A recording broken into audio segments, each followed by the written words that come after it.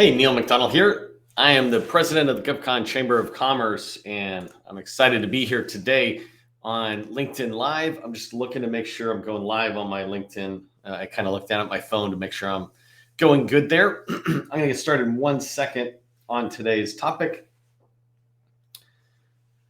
For my friends who are tracking, I'm feeling better. I think it'd take a little bit of the weekend to get fully better, but 70 degrees outside. I'm feeling good, and I'm totally on the mend. So hopefully my voice will sound better too. Okay, looks like we're in and we're good to go. So again, I'm Neil McDonnell, the president of the GovCon Chamber of Commerce. Welcome to my daily LinkedIn Live, where I discuss procedures and processes related to helping you achieve success in the federal market. I spent 20 years as a small business owner in the federal market. And since 2018, I've been teaching folks like you that government contracting is not a secret. It's just a process. And today I'm going to be digging a little bit more into the process as it relates to just planning out, task planning and planning, let's say next week in particular is what I want to talk about. How do you plan to get things done next week and still make sure they get done while all of life happens around you? So I'm going to talk about that, some tips that I have. Top 5 tips that I like to follow for sure, but I might throw in a couple of extras depending on how I'm doing on time. Before we get started, I am going to ask you to just put a comment into the LinkedIn Live here, or if you're watching on YouTube or a podcast or somewhere else in the replay, go ahead and put a comment in because I'll see it later. And it's great for me to be able to see who's on here, what your company is, and your core competency, right? Try to get your core competency down to 1 to 3 words, right? There could be a lot that goes into it. But if you want people to remember, using 1, 2, 3 words is perfect. For example, SharePoint or Office 365, cybersecurity, that type of stuff really sticks in. You can go a little bit more specific if it really helps, but it's less about a whole sentence. That's the second thing, right? That's let's call it the elevator pitch. But here I like to just see what folks are doing. Okay, so I'm going to get started with today's topic. Today, I want to talk about tips for success in managing your day, right? I call it top 5 weekly planning tips for federal sales success. Excuse me. And in here, a big part of planning out what you're going to do begins with, ironically, focus. Anybody who's watched any videos I do talk about you need to have focus on the core competency you sell, focus on the target market you're trying to sell to. You also need to have focus on what am I trying to get done? So if we talk about next week, today is Friday, April 22nd, I think, 2022, just to put this totally in perspective. And if I'm looking at next week, I'm personally going to be planning what I need to do. And I'll weave that in a little bit to what we're talking about. But I need to have a focus. I can't accomplish everything next week. So what are some things I'm going to accomplish? And what, most importantly, are things I just have to accept that I'm not going to and take them off the plate? Knowing what's important to you will be able to drive that direction. And I think going with knowing what's important to you, I wanted to talk to you about Stephen Covey's book, 7 Habits for Highly Effective People. I've been reading this book for 20 years, and I read it every single year. Now I've got it on audio, so I listen to it. I'm able to go through it and continuously get good tips. But one of my favorite tips that I learned through Stephen Covey, and many of my closest colleagues, friends know that I think this way, is this concept of a circle of concern, a big circle of concern. And inside that circle of concern is a smaller circle of influence.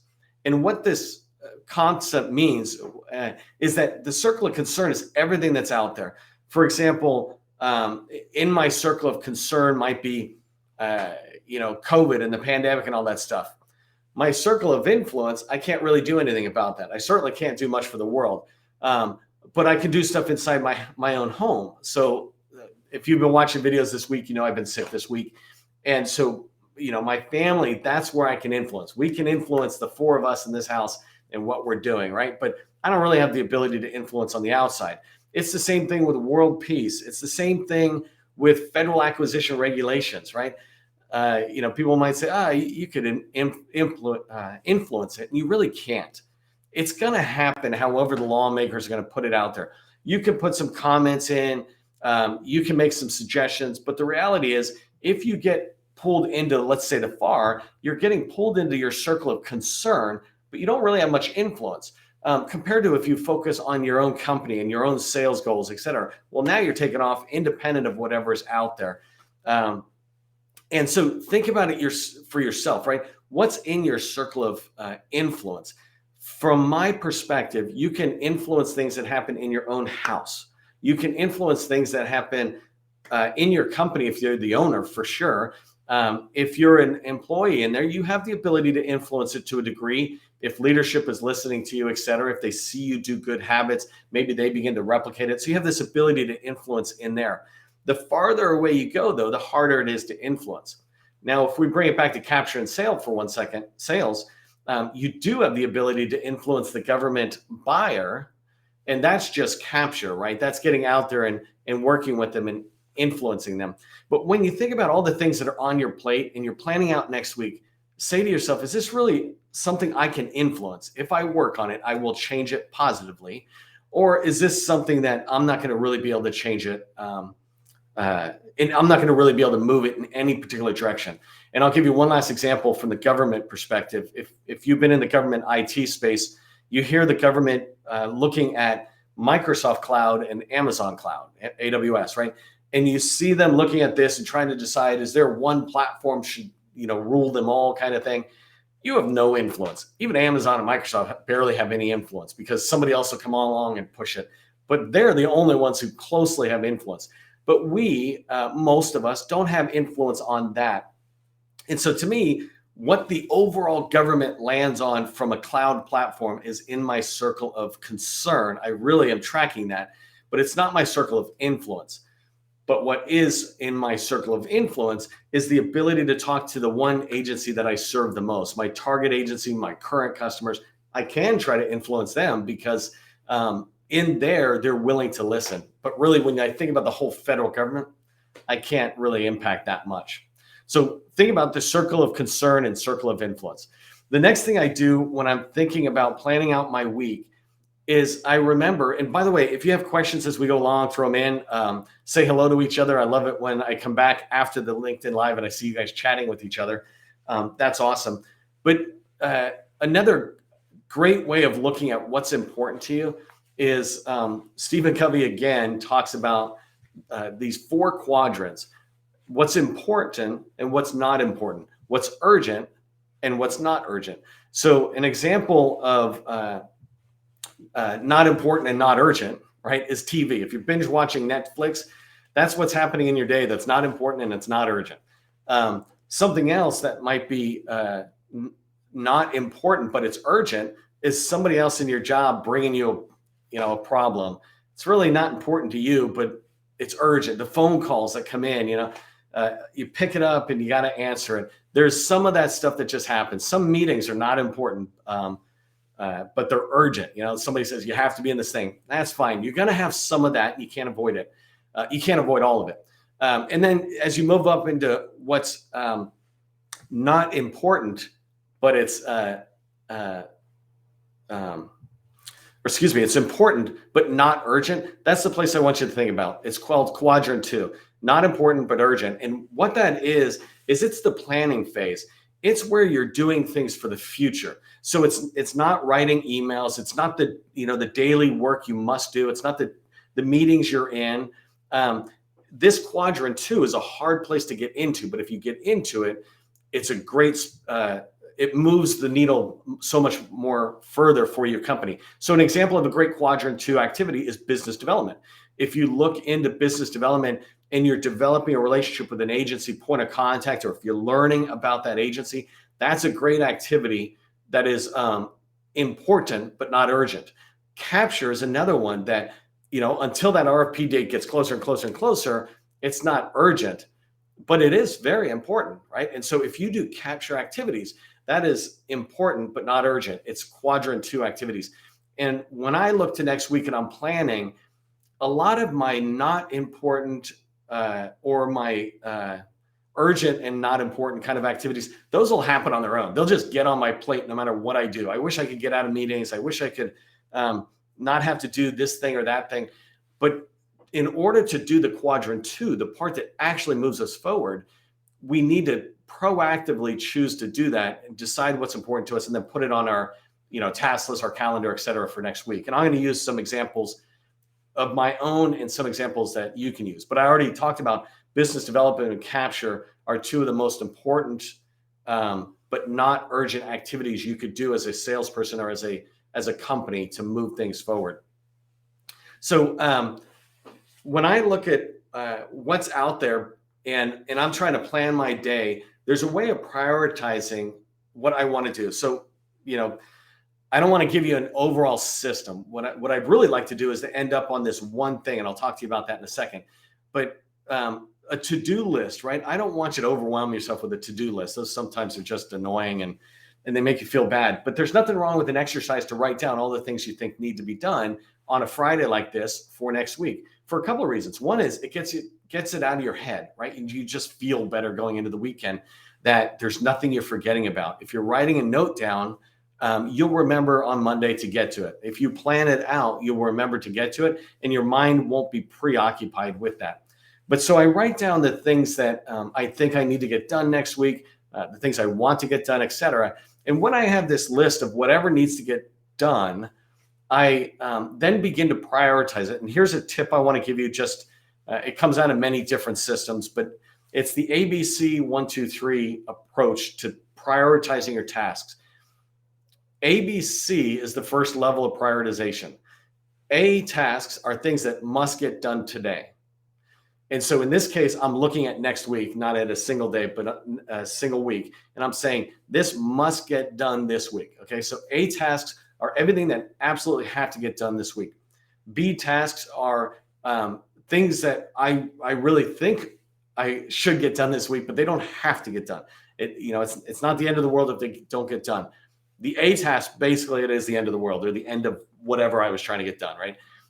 So B tasks are that second level priority, but it's not just about, thinking of it as hot, warm, and cold tasks or something, or levels.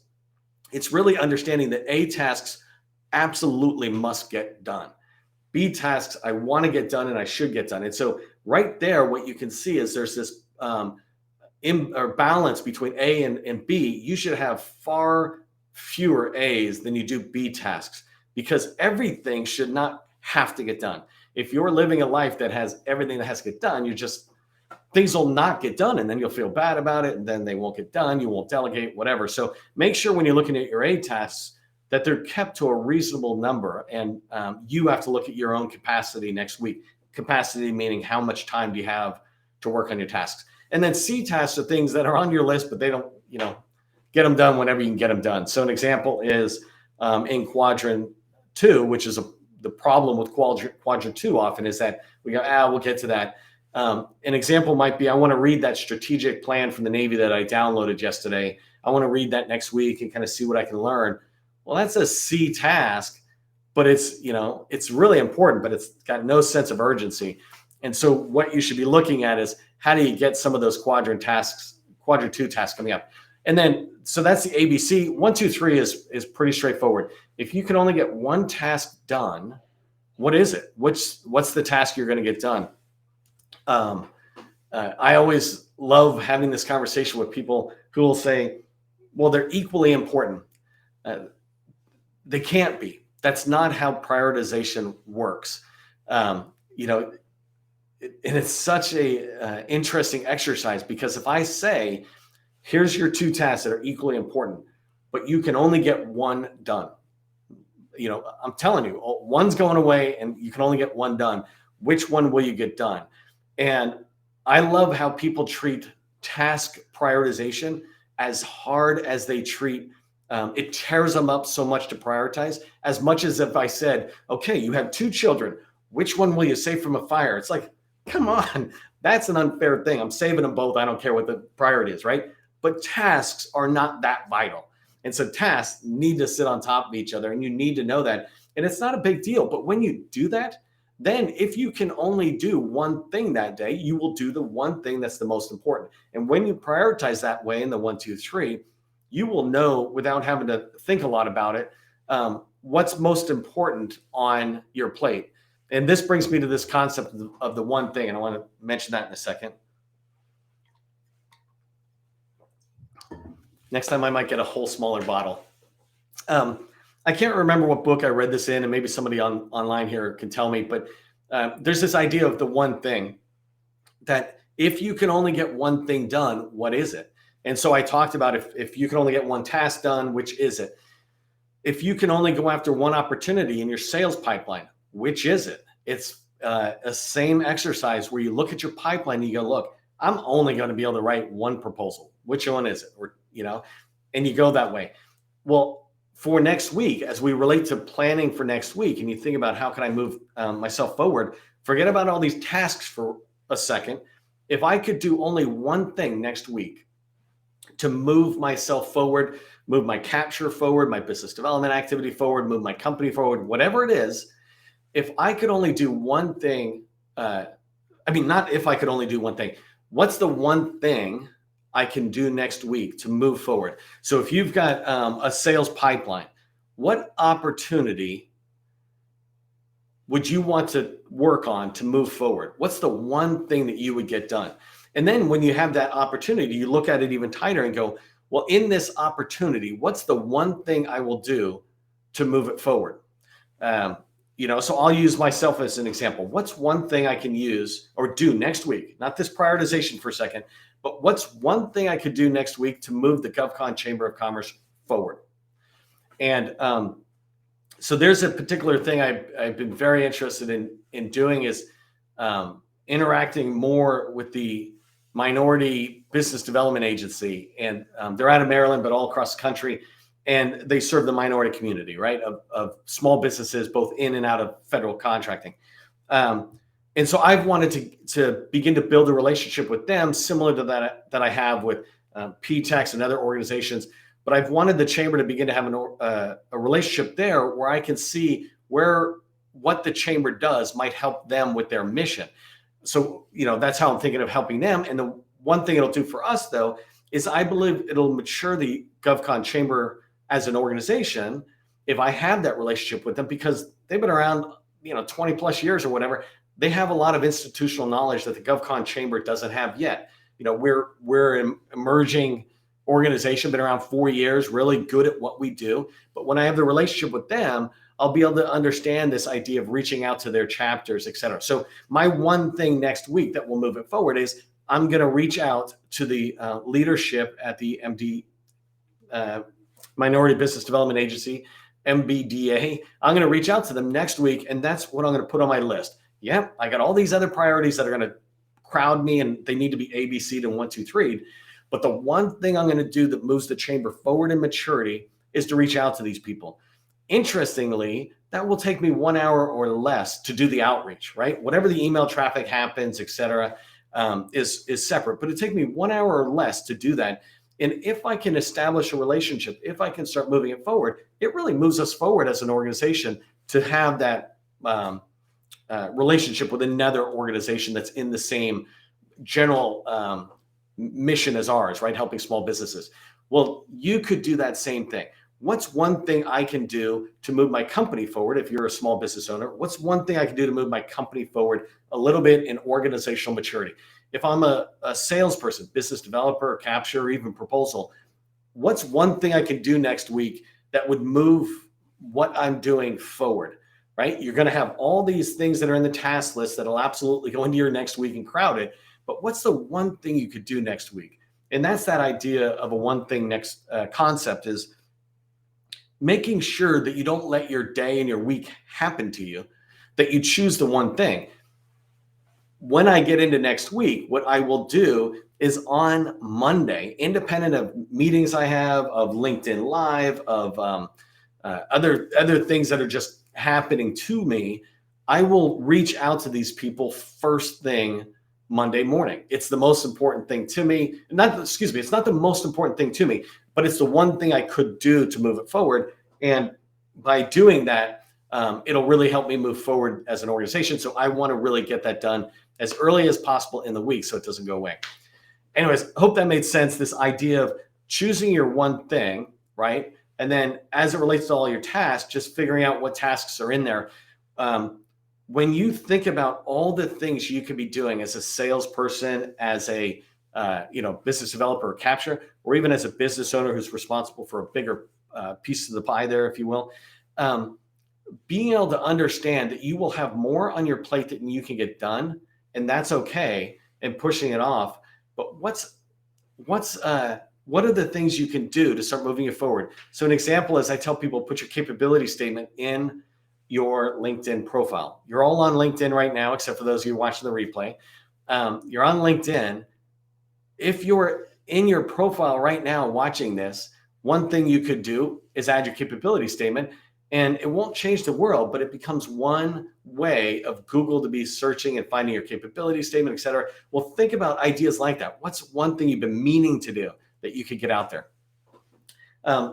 Few minutes left, and I want to talk about building relationships, right? I talk all the time about starting and building relationships. On May 3rd, I've got a webinar for starting and building relationships that lead to federal revenue.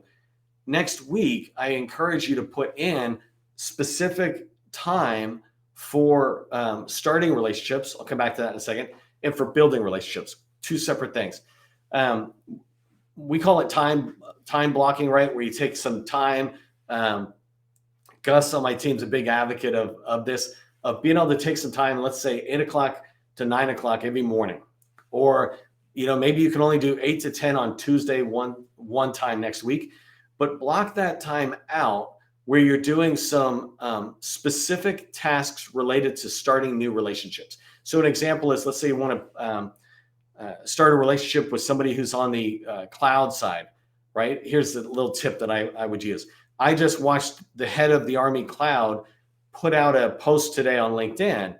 And in that post, or in the engagement, meaning the comments and the thumbs up, I was able to go in and see the people who were giving it thumbs up, left to right, et cetera. So there was government people, which is awesome if I'm trying to start new relationships there. And there's industry people. Well, that could be an example of what I do. I just go into LinkedIn, look at that, and I reach out and I say, hey, Joe, I noticed that you engaged Paul Puckett's content the other day. It was, it rang true for me because we're a cloud company. Do you mind if I have a 15-minute intro call just to introduce our company or something, right? Whatever my method is for outreaching. But I'll spend time every single week to identify new people. And the same thing with building relationships. Who are the people you want to have long-term relationships with? It's not building a relationship to talk to them only when we have needs, right? Or they have needs.